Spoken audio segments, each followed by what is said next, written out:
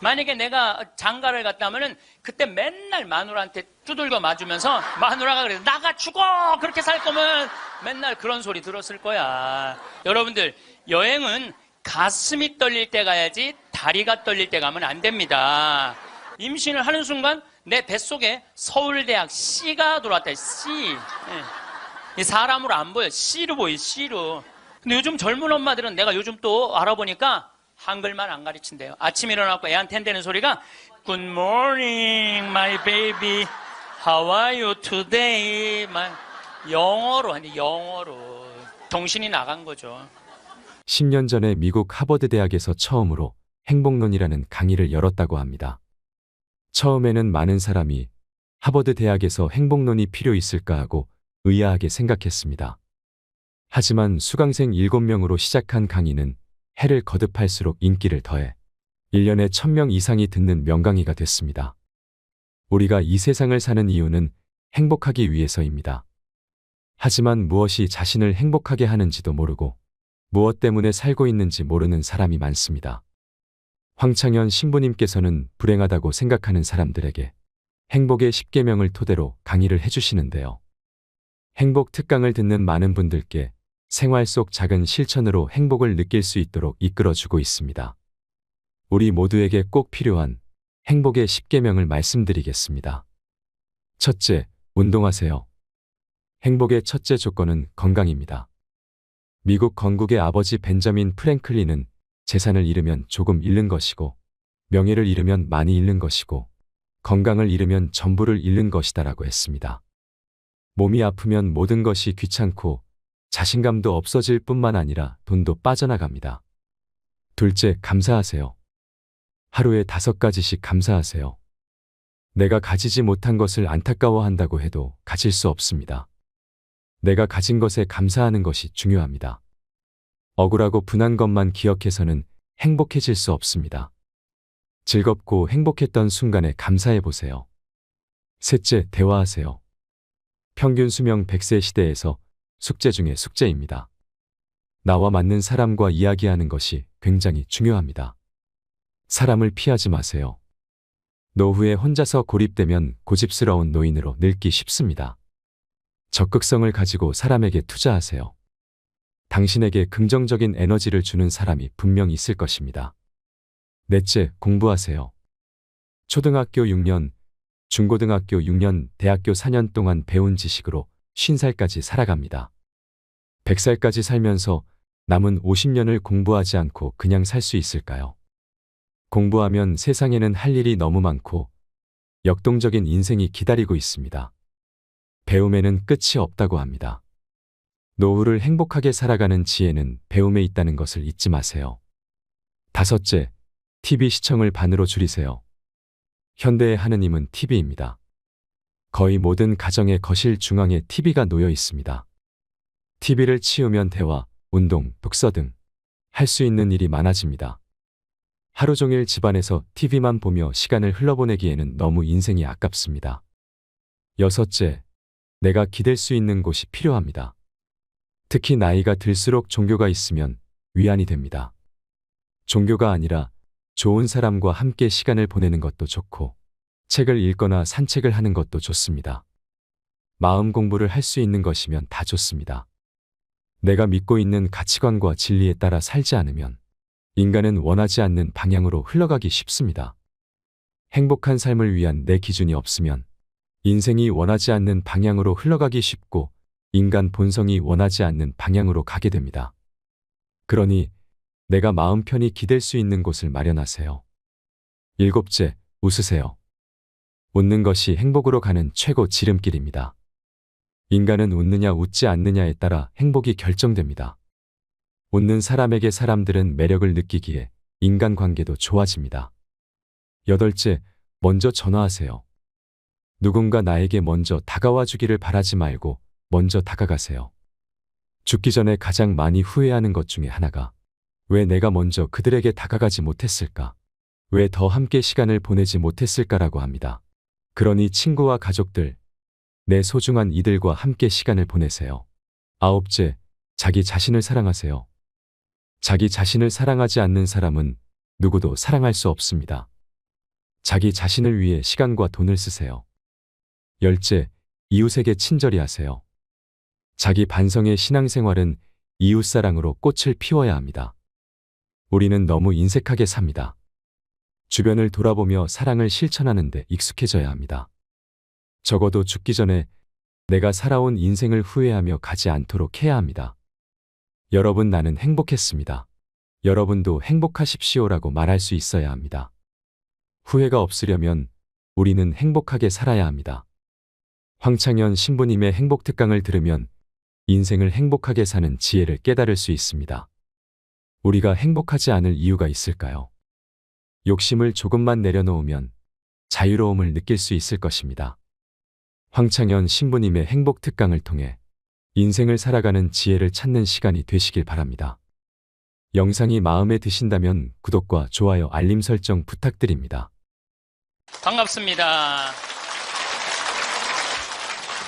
세상에 가장 허망한 약속이 뭐냐면 나중에 뭘 한다는 거예요. 나중에. 나중에. 제가 여러분들한테 강의 때 이렇게 말씀드렸어요. 여러분들, 여행은 가슴이 떨릴 때 가야지 다리가 떨릴 때 가면 안 됩니다. 기억나세요?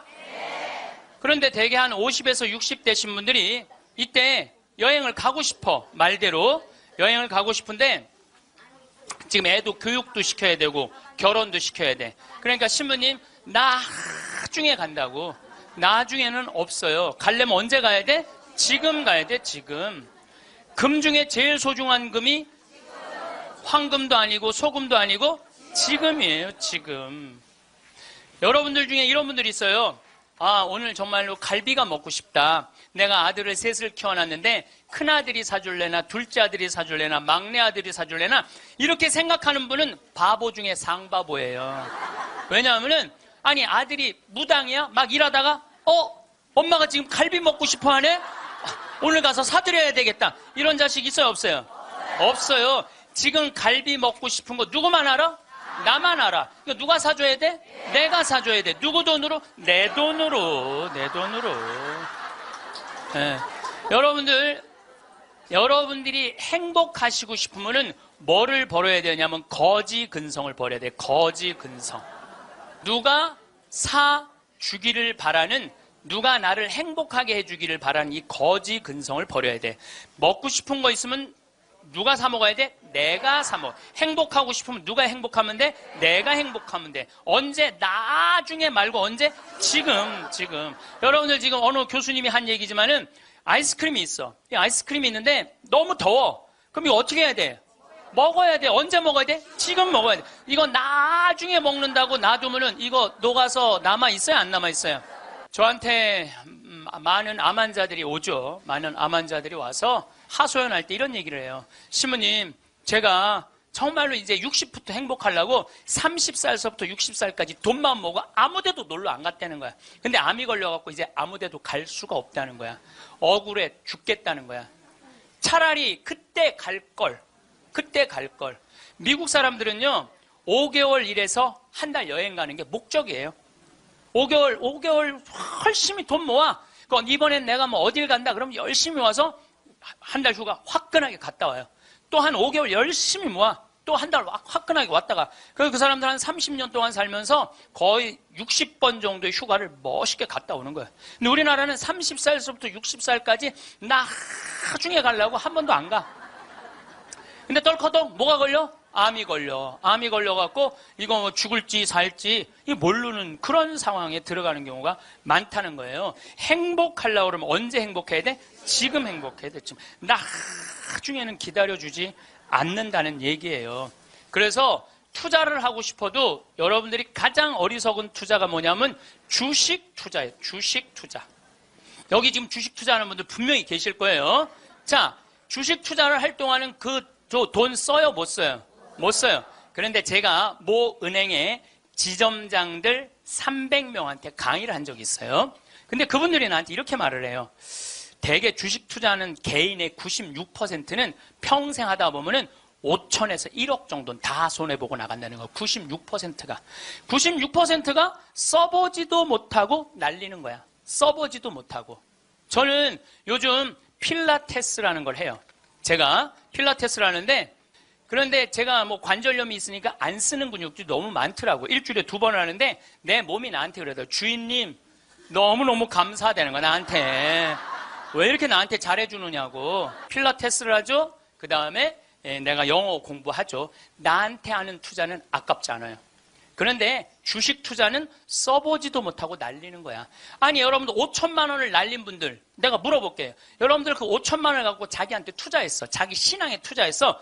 5천만 원을 가지고 이스라엘 성지순례를 10번을 갔다 왔다고 생각을 한번 해봐요. 그럼 여러분들은 지금 10번 갔다 온 분들은 예수님하고 트고 지낼 수 있어요. 이스라엘 성지순례 10번 갔다 온 분들은 예수님하고 그냥 맘먹고 막 트고 그냥 얘기할 수 있어. 그게 나 주식 투자 5천만 원 해갖고 한 푼도 못 건져갖고 아이고 속이야 아이고 가슴이야 이러고 사는 게 나아요. 어느 게 나아? 그러니까 오늘부터 주식 다 팔고 어떻게? 자기한테 투자하세요. 네. 나중에 투자하지 말고 언제 투자해? 지금 투자해야 돼. 지금 투자해야 돼. 그러니까 우리는 어떻게 행복한지도 모르고 서로 무시하고 사는 게 기쁨이 뭔지도 모르고 살아. 어쨌든 우리 이 대한민국의 건국이념은 돈이야. 돈이기 때문에 돈을 벌어야 되는데 땅덩어리가 넓어요? 캐나다는 우리나라보다 102배가 나라가 넓어요. 102배가 나라가 넓은데 이 나라는 나무만 팔아도 100년을 먹고 산다는 거예요. 나무만 팔아도. 사우디아라비아는 석유만 팔아도 국민소득이 7만 달러야. 아무것도 안 해도. 근데 우리나라는 아무것도 없어. 땅도 안 넓고 자원도 없고. 그러니까 우리는 돈을 벌으려면 어떻게 해야 돼? 오로지 믿을 건 뭐 하나밖에 없어? 머리밖에 없어. 그러니까 우리는 돈을 벌으려면 뭐를 해야 되냐면 공부를 해야 돼. 공부. 엄마들이 이렇게 얘기를 합니다. 너 공부해서 훌륭한 사람 돼야 돼. 너 공부해서 너의 재능을 개발해야 돼. 이렇게 말하는 엄마가 없어요. 이놈 새끼야 너 커서 무시 안 당하고 돈 많이 벌려면 공부 열심히 해. 그러니까 우리는 공부를 왜 하냐면 무시 안 당하고 돈 벌으려고 공부하는 거예요. 애가 노래를 너무 잘해. 그럼 엄마가 이렇게 얘기해. 너 그렇게 맨날 배짱이처럼 노래하다가 나중에 커서 굶어 죽어 이놈 새끼야. 공부를 잘해야지. 공부를 국영수를 잘해야 돼. 국영수. 노래는 공부가 아니야. 애가 그림을 너무 잘 그려. 너 그렇게 맨날 그림 그리다가 너 그림쟁이들이 나중에 굶어 죽어 이놈의 새끼야. 너 공부를 잘해야지. 공부. 국영수를 잘해. 국영수.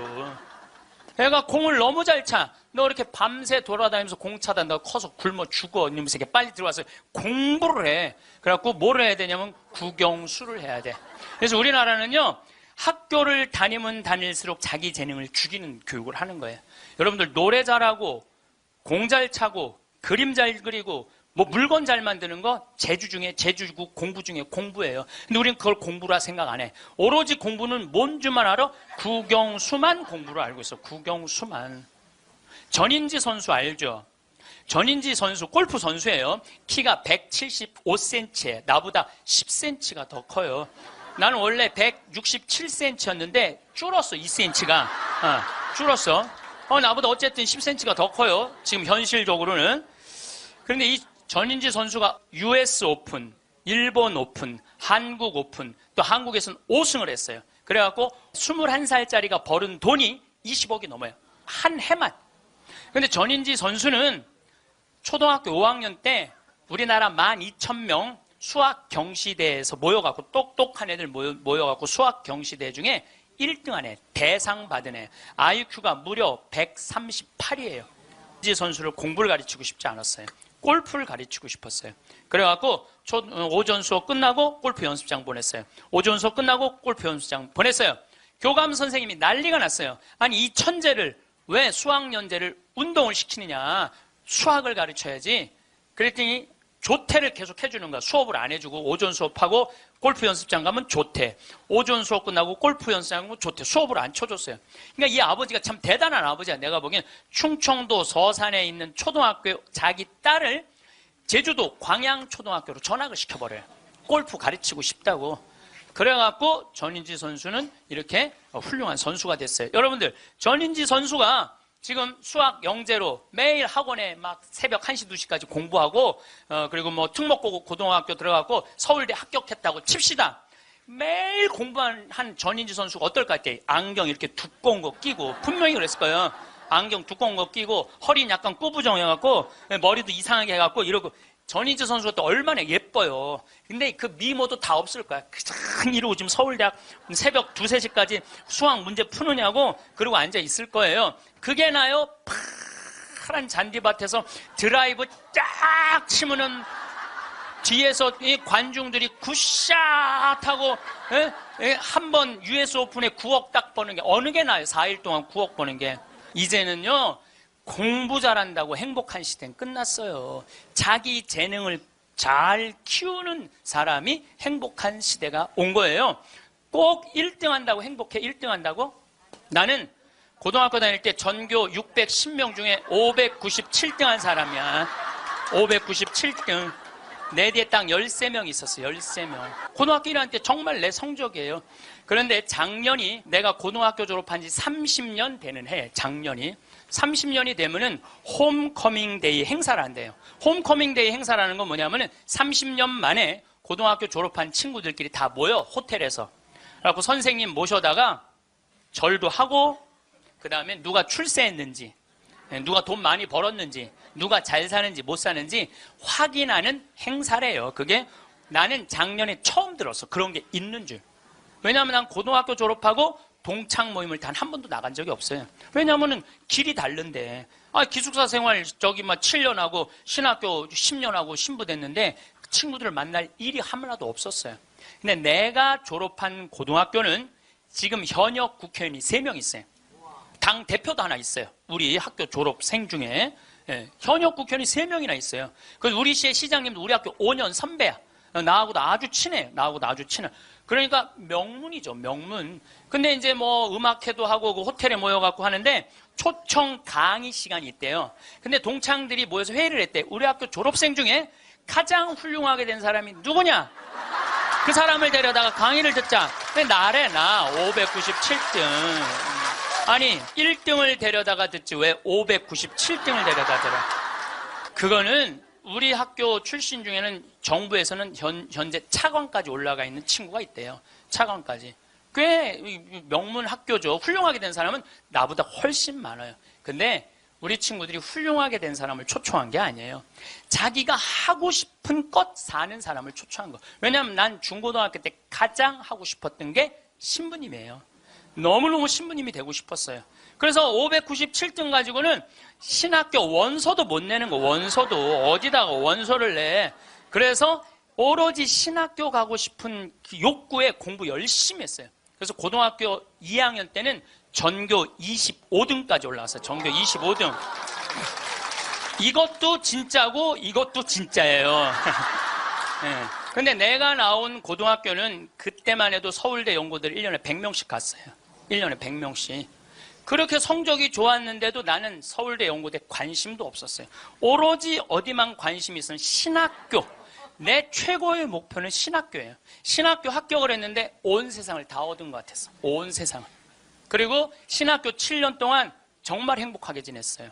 아니 먹여주지, 재워주지, 얼마나. 그리고 신경 하나도 안 쓰게 여자도 못 만나게 하지. 얼마나 좋아.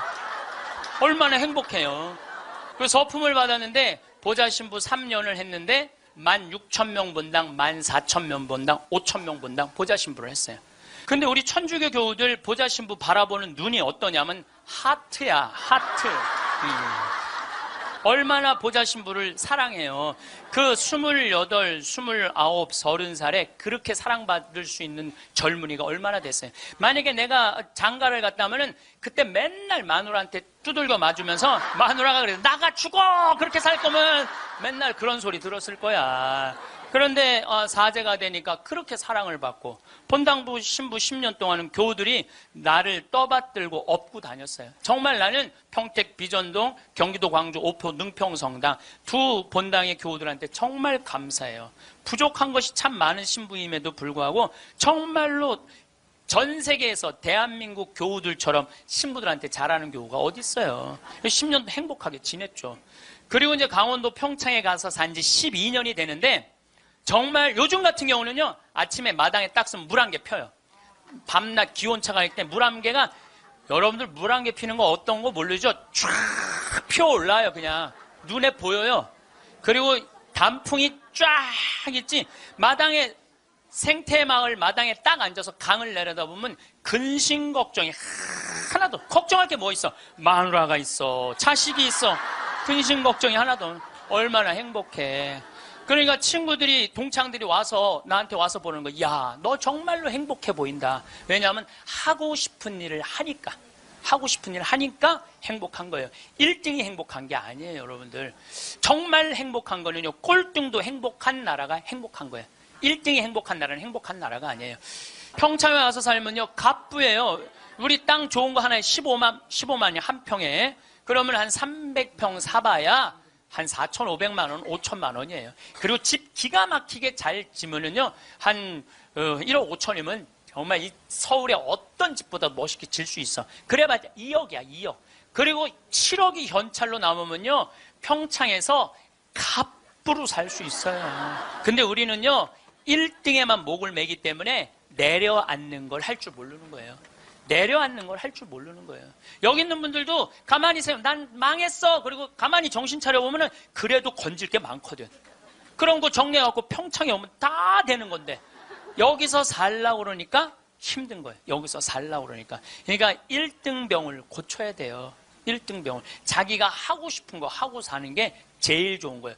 우리 집에 조카가 하나 있는데 3년 전에 내가 잠비아를 데리고 갔다가 얘가 말라리아에 걸렸어요.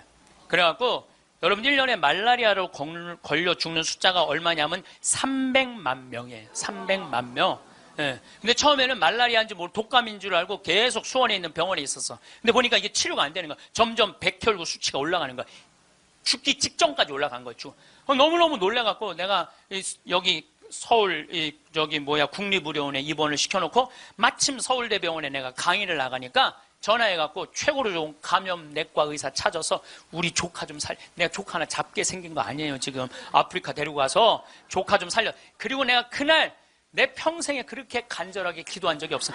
하느님, 우리 조카만 살려주면 내가 열심히 살겠습니다. 딴 생각 안 하고 내가 열심히 기도했어요. 조카가 살아났어요. 기적같이 살아났어요. 정말 죽으려고 그러는 애가 살아났어요. 근데 얘가 그 말라리아 걸리기 전에는 화학과를 다녔어요.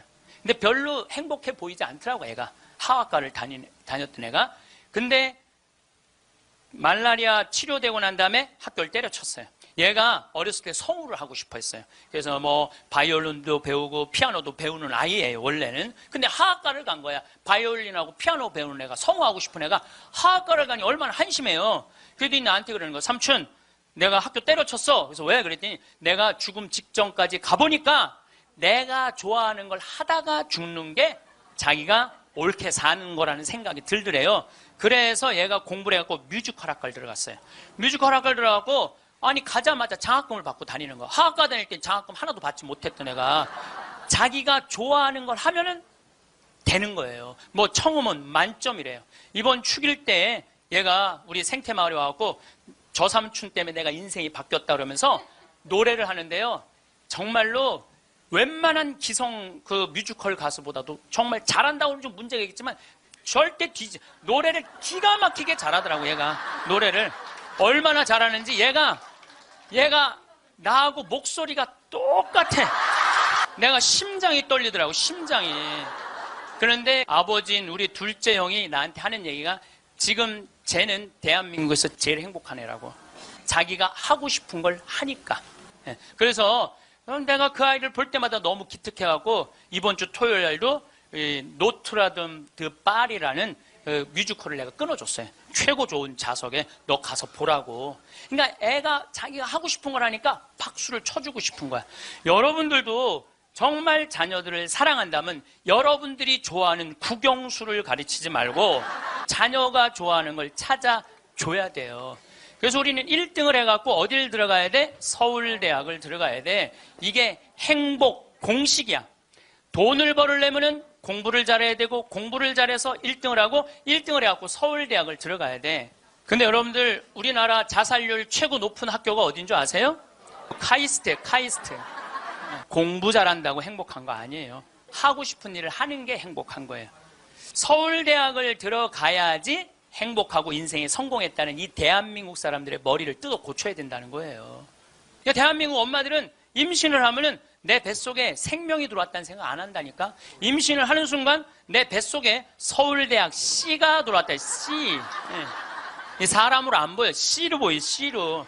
근데 요즘 젊은 엄마들은 내가 요즘 또 알아보니까 한글만 안 가르친대요. 아침에 일어나고 애한테 한다는 소리가 Good morning, my baby. How are you today? 영어로 하는데 영어로. 정신이 나간 거죠. 그래갖고 엄마의 태를 10달 만에 열고 나왔어. 세상이 얼마나 멋있어요. 하늘도 예쁘고 단풍도 예쁘고 구름도 예쁘고. 그래갖고 베란다 창문을 통해서 구경 좀 하려고 그랬더니 마음 급한 엄마가 너 지금 그거 볼 시간이 어디 있어. 1살짜리한테 한쪽 창문에 가나다라 마바 차타카타 붙여놓고 반대쪽 창문에는 ABCD 붙여놓고 누워서 모빌이 돌아가는데 기억, 리을, 디귿, 리을이 돌아가는 거예요. 자, 저는 이 이야기를 20년째 하고 있어요. 왜냐하면은 내가 가정방문 다녀보면서 제일 꼴배기 싫은 게 애방에 글자, 숫자, 영어 더덕더덕 붙여놓는 거예요. 그게 애를 위한 일이 아니거든요. 애를 정신을 혼란하게 만드는 거예요. 발도르프 교육이라고 있어요. 독일에서 1차 세계대전 끝나고 난 다음에 담배 공장에서 처음으로 한 교육이에요. 근데 이게 가장 인간한테 인권을 존중해주는 교육이래요. 이 발도르프 교육은 유치원 때부터 대학 졸업할 때까지 등수가 없어. 등수가. 누가 1등인지 누가 꼴등인지 몰라. 그리고 이 발도르프 교육에서는 사람을 어떻게 등수로 먹이느냐 이거예요. 사람 어떻게 등수로 평가하느냐 이거예요. 등수가 없어요. 그리고 지금 노르웨이, 핀란드, 덴마크, 네덜란드 다 등수 없어요. 우리나라처럼 1등급부터 15등급, 20등급 나눠놓는 나라가 없다니까요. 참 불행한 거예요. 이건 교육이 아니에요. 교육이. 근데 이 발도르프 교육에서 가장 하지 말아야 되는 거 머리맡에 모빌 달아놓지 말라는 거예요. 애기한테 모빌 달아놓으면 절대 안 된다는 거예요. 생각을 해봐요. 하루 종일 가나다라 갖고 놀고 ABCD 갖고 놀고 1, 2, 3, 4 갖고 놀아서 너무 피곤해. 그래서 잤어 밤에. 자고 한 8시간 잤어. 오늘 하루를 개운하게 시작해볼까? 눈을 딱 떴는데 기억, 니은, 디귿, 리을이 돌아가.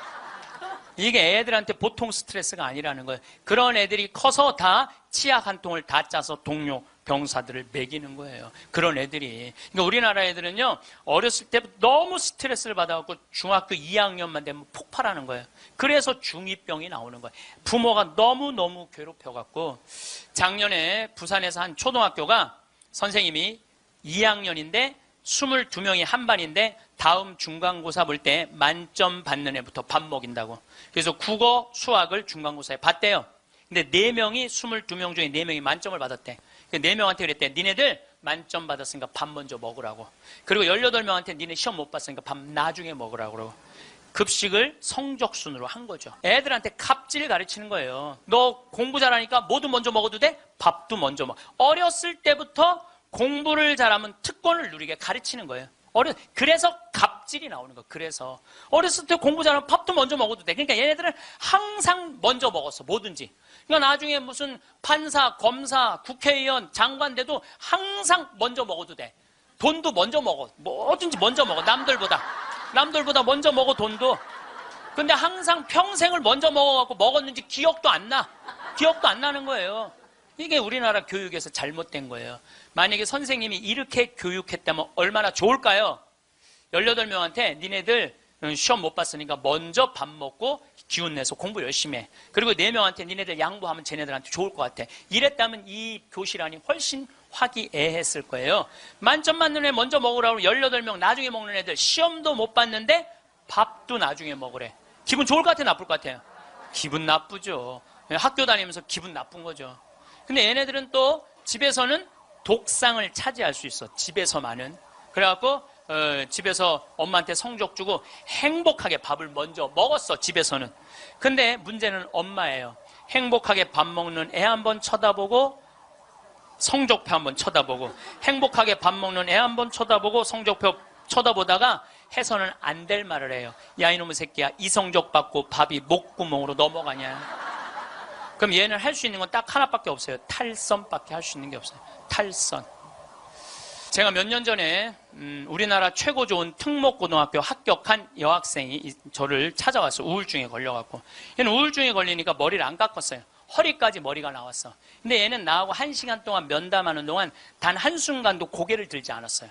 그러니까 팍 고개를 숙이니까 그 긴 머리가, 나는 걔 얼굴을 1시간 동안 못 봤어요. 까만 머리만 봤어. 까만 머리만. 근데 얘가 하는 말이 이런 말이에요. 자기는 초등학교 4학년 때까지 너무 행복했대요. 공부도 잘하고 시골에서.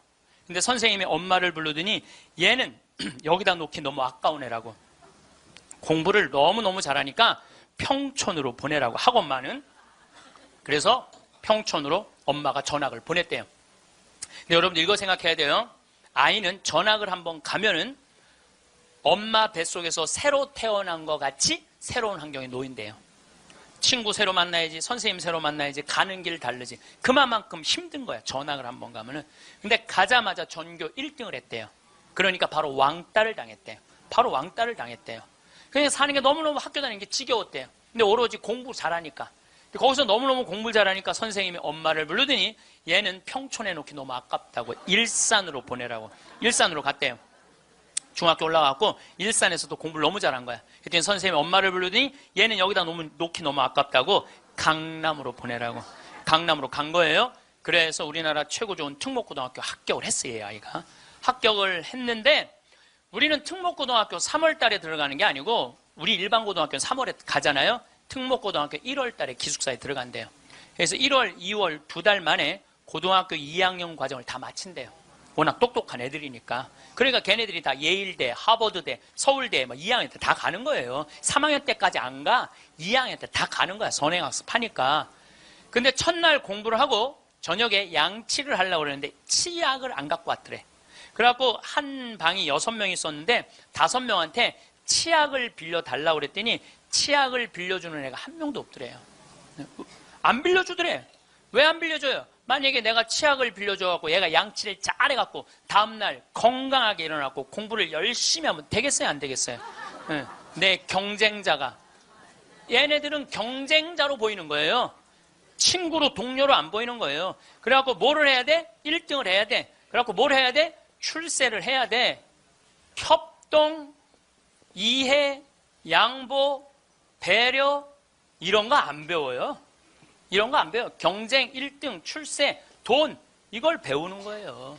얘가 생각을 해보니까 그때 우울증이 온 거예요. 이게 뭐냐. 근데 걔가 나한테 정말로 울부짖으면서 한 얘기가 있어요. 신부님, 나는 내 인생을 돌아봐서 16년 동안 즐거웠던 추억이 하나도 없어요. 공부한 거 외에는 생각나는 게 하나도 없다는 거예요. 토요일 날 일요일 학원만 다녔지 어디 놀러 가봤던 적도 없다는 거예요. 그러니까 추억이 하나도 없는 애들이 특목고 가는 거예요. 그리고 그중에 진짜 4당 오락 4시간 자면은 합격, 5시간 자면은 떨어져. 그러니까 4시간밖에 안 자고 공부만 하는 애들이 서울대학 가는 거예요. 그중에 정말 도서관에서 머리통이 터져라 공부하는 애들이 사법고시, 행정고시 보는 거예요. 그리고 그중에 진짜 똑똑하고 출세 욕구 있는 애들이 국회의원이 돼갖고 지금 대한민국을 통치하고 있는 거예요. 대한민국 모든 사람들이 만들어낸 거예요. 대한민국 국회는 대한민국 교육의 결정체예요. 만약에 대한민국 교육이 협동하고 이해하고 양보하고 배려하는 걸로 가르쳤다면 우리나라 국회의원들 항상 서로 여야가 합의 보고 협동하고 양보하고 그렇게 나갔을 거야. 근데 초등학교 때부터 그렇게 배운 적이 없어. 경쟁하고 1등하고 출세하고 자기 잘난 것만 배웠어. 핀란드 유치원하고 우리나라 유치원하고 자전거를 한 대 갖다 놓고 어린이집 놀이터에 이 자전거를 갖고 정말로 얘네들이 잘 노나 실험을 했어요. 근데 핀란드에는 20명이 있는데 한 명이 막 타고 노는데 다른 애가 아무도 안 건드려. 그래서 얘는 또 타고 놀더니 제자리에 갖다 놔. 다음 애가 또 타고 놀아. 그 다음 애가 또 타고 놀아. 그래갖고 20명이 1시간에 다 타고 놀았대요. 그런데 우리나라에는 딱 20명이 그 자전거, 새 자전거를 보더니 20명이 매달려갖고 네가 먼저 타내는 내가 먼저 타내는 싸워갖고 1시간 동안 한 명도 못 탔다는 거예요. 자, 여러분들 이게 EBS에서 5년 전에 한 실험이에요. 똑같은 자전거를 놓고 핀란드 애들은 다 타고 놀았는데 똑같은 자전거를 놓고 우리나라 애들은 한 명도 못 탔어요. 우리나라엔 지금 먹을 재산이 너무너무 많아. 나눌 게 너무너무 많아. 그런데 아무도 못 가죠. 너도 못 갔고 나도 못 갔고 하늘에서 붕 떠 있어. 천국은 나누느냐 나누지 않느냐로 결정돼요. 천국과 지옥은. 여러분들, 하느님이, 제가 늘 말씀드리잖아요. 하느님이 째째한 분이 아니에요. 천당, 지옥 다 먹을 거 상다리가 부러지게 차려놔. 너무 많이 차려놓으니까 상이 너무 커. 그러니까 젓가락이 저기까지 먹어야 되니까 우리 팔 2배만 해. 전부 다 젓가락이. 천국에 가보니까 살이 다 통통 쪘어. 왜 쪄?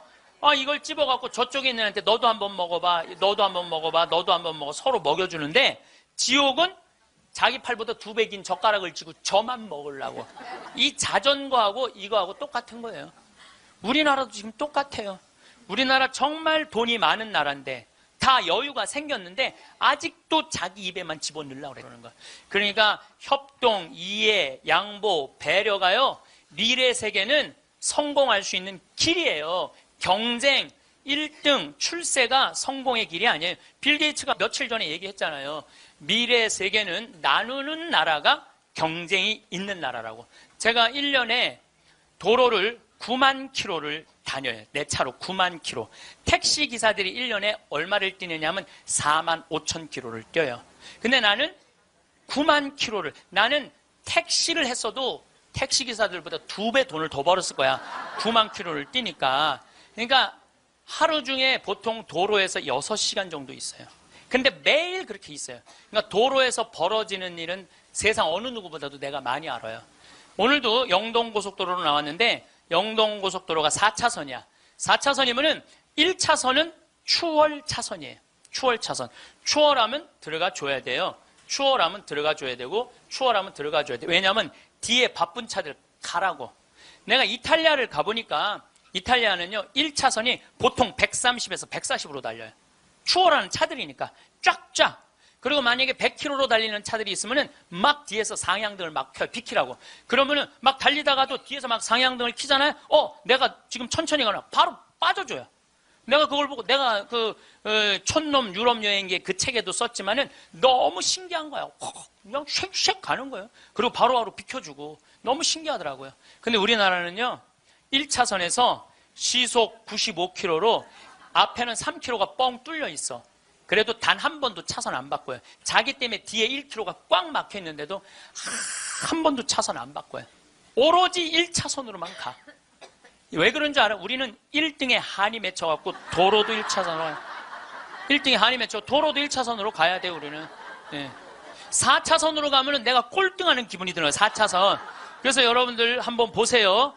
우리나라 이제 4차선 도로를 가보시면은요, 4차선이 텅텅 비일 때가 대부분이에요. 1차선은 꽉 차도. 죽으나 사나 1차선이야. 그러니까 너무 열받으니까 쫓아가고 야구 방망이로 앞에 앞유리를 깨고 3단봉으로 내리치고 비비총으로 쏘고 서로 양보를 못하는 거예요. 자존심이 상하는 거예요.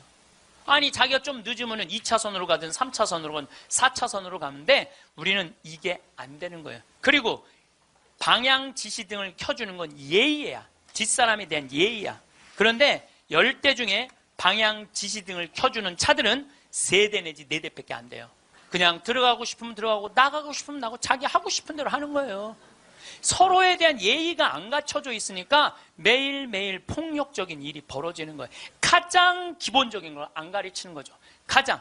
근데 지난번에는 뭐 서울에서 강의가 있어갖고 나오는데 2000쯤 나왔는데 뒤에 앰뷸런스가 내가 봐도 무지하게 급한 것 같아. 달려오는 게 막 상향등에 비상 깜빡이에 뭐 삐우삐우에 정신이 하나도 없는 거예요. 그런데 내가 딱 자리를 비켜줬는데 앞에 10대 중에 내가 쉬어봤어요. 몇 대가 비키나? 딱 3대 비키는 거야. 나머지 7대는 그냥 가는 거야. 그러니까 너무너무 급하니까 지가 막 2차선, 3차선으로 막 가더라고요. 그 앰뷸런스가. 그만큼 남에 대한 배려가 없는 거예요.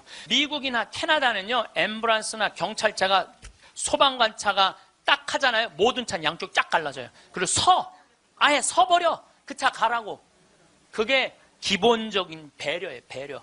근데 우리는 왜 안 비키냐 그랬더니 그런 심리가 있대요. 저 안에 아무도 없을 거야. 지가 바빠서 저거 키고 가는 걸 거야. 이런 심리가 있대요.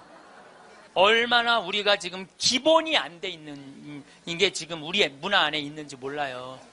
지난 1월 달에 제가 괌에 강의를 갔어요. 괌에 강의를 갔는데 저녁에 나하고 같이 간 신부님이 시내 구경 나가자고. 그래서 나갔어요. 근데 건널목을 건널라고 그랬는데 두 걸음을 걷는데 빨간불이 딱 켜졌어. 어떻게 뒤로 딱 물러났죠. 뒤로 물러났더니 그 앞에 있는 차가 나보고 웃으면서 가라는 거예요. 네가 가던 길이니까 가라는 거야. 뒷차들이 쫙 서 있는데 나는 빨간불이고 자기는 파란불인데 나보고 가라는 거야. 항상 선진국에 가보면은요, 누가 우선이냐면 사람이 우선이에요. 사람이 건너겠다면 차는 자기가 파란불이라도 서요. 그리고 신호 없는 데는 당연히 자기가 알아서 서요. 내가 또 보고 배운 게 많으니까 난 기사가 있으니까 보통 70 먹은 아줌마가 길을 건너려고 그러면 뒤로 돌아다 보잖아. 2차선에서 2개 차선 여기만 이면 도로 주택가에. 그럼 내가 그래요. 저분 길 건너려고 그런다. 서라. 1년 동안 그냥 가는 거예요. 핸대는 소리가 차 조심해야지 왜 내가 조심하느냐고. 그러니까 사람이 차 조심을 해야 돼.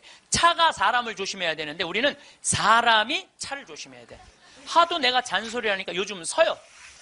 딱 우리가 서갖고 웃으면서 가라고. 그럼 70 먹은 아줌마가 느닷없이 우리가 쓰잖아요. 웃으면서 가라고 그러잖아요. 그럼 70 먹은 아줌마가 우리 차를 보고 표정이 이런 표정이야. 진짜 가도 돼? 이런 표정이야. 진짜 가도 돼? 이런 표정. 그래서 우리가 웃으면서 진짜 가도 돼요? 예. 그럼 그때서 웃으면서 건너가요. 그러니까 자기를 위해서 차가 서준다는 건 상상을 못하는 거죠. 자기를 위해서 차가 서준다는 거는. 제가 지난번에 원주 국토관리청에서 강의가 있었어요. 가깝잖아요. 내가 운전하고 나갔어요. 운전하고 나갔는데 치악체육관에서 강의 끝나고 돌아오는데 치악체육관에서 가는데 도로 한가운데 젊은이가 라켓 2개를 뒤에다가 메고 가운데 갇힌 거야. 걔네들이 갇혀있는데 차들이 싱싱 달리더라고. 건널목 한가운데 갇혀있는데. 그래서 내가 차를 딱 세웠어요. 내가 쓰니까 뒷차들도 다 섰죠. 한 개 차선이니까 다 서갖고 내가 쓰면서 웃으면서 건너가라고. 그랬더니 젊은이 둘이서 날 보고 하는 표정이 진짜 가도 돼? 이런 표정이. 진짜 가도 돼? 그래서 내가 진짜 가도 돼. 그랬더니 얘네들이 이 산더미만한 애들이 딱 건너가다가 갑자기 내 차로 고개를 몸을 돌리더니 90도 인사를 하고 가는 거예요. 걔네들 기분 좋게 건너가고 나 기분 좋은데 걸리는 시간이 3초밖에 안 걸렸어요. 3초. 근데 우리는 그 3초를 내놓지 못하는 거예요. 사람을 무시하는 거죠. 사람을 존중해 주는 게 아니라 사람을 무시하는 거예요. 제가 영어학원 다닌다고 이제 영어학원을 다니는데 이제 지하에다 주차를 해놓고 이제 올라와요. 주차 1층에서 이제 내려야 돼요, 저는. 근데 이제 3층, 4층에 중학교 애들 영어 이제 학원이 있어요. 그 딱 내리면은 1층에서 내리려면 애들이 한 20명 서 있어, 바깥에. 엘리베이터 안에 사람이 꽉 차 있어. 근데 내리는데도 걔네들 밀고 들어와요. 학원은 다녀서 뭐해? 가장 기본적인 게 아무리 국영수를 잘하면 뭐해? 가장 기본적인 질서를 안 지키는데 지금 여러분들 자녀들한테 백날 공부 가르쳐봐요. 남을 양보하고 배려하고 남에 대한 어떤 협동이라든지 이런 게 안 가르쳐주면 안 지켜지면 공부해나 마나예요. 지금 대한민국은요, 밑빠진 독에 물 붓고 앉아 있는 거예요. 이건 교육이 아니에요. 진정한 교육은 뭐냐면 사람을 존중해 주는 거예요. 자유를 존중해 주는 거예요. 선택권을 주는 거예요. 국정교과서로서 선택권을 뺏는 게 아니고 그게 교육이고 그게 자유고 그게 민주주의예요. 그게 예수님이 원하는 거예요. 어느 누구도 무시하지 말라는 거. 이게 예수님이 원하는 거예요. 여러분들도 우리 삶 안에서 내가 얼마나 사람을 존중하고 사람을 배려하나 좀 생각을 해봐야 될 것 같아. 근데 이게 하루아침에 생긴 게 아니야. 하루아침에 사람을 무시하는 게 생긴 게 아니라니까. 조선 500년 내내 사람을 무시하는 문화가 배 있어요. 누가 조선이 선비의 나라라고 그래. 선비는 10%밖에 안 됐어요. 90%는 평민이고 노비야. 90%는 온데간데 없고 조선이 선비의 나라라고. 그 10%만 위한 나라야. 부자만을 위한 나라일 수가 있다는 거죠. 조선 500년에 대한 이야기는 다음 시간에 이야기하도록 하겠습니다. 네, 감사합니다. 황창현 신부님의 강의가 어떠셨나요? 세상에서 가장 허망한 약속은 나중에 뭘 하겠다고 마음만 먹는 것이라고 합니다. 여행은 가슴이 떨릴 때 가야지. 다리가 떨릴 때 가면 안 된다는 말은 참 명언 중에 명언인 것 같습니다. 여러분들은 현재 하고 싶은 일을 하면서 내가 원하는 삶을 살고 계신가요?